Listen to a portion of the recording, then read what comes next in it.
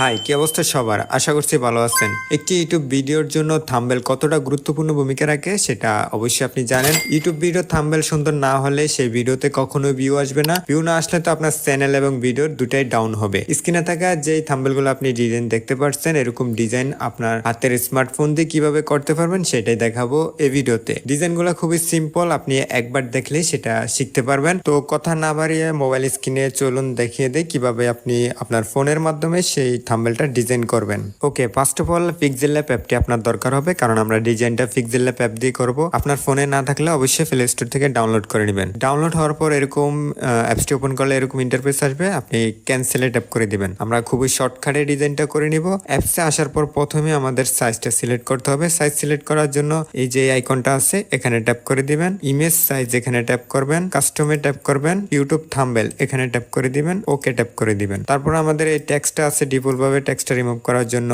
এই আইকন আছে, এই আইকনে ট্যাপ করবেন, ডিলিটে ট্যাপ করবেন। তবে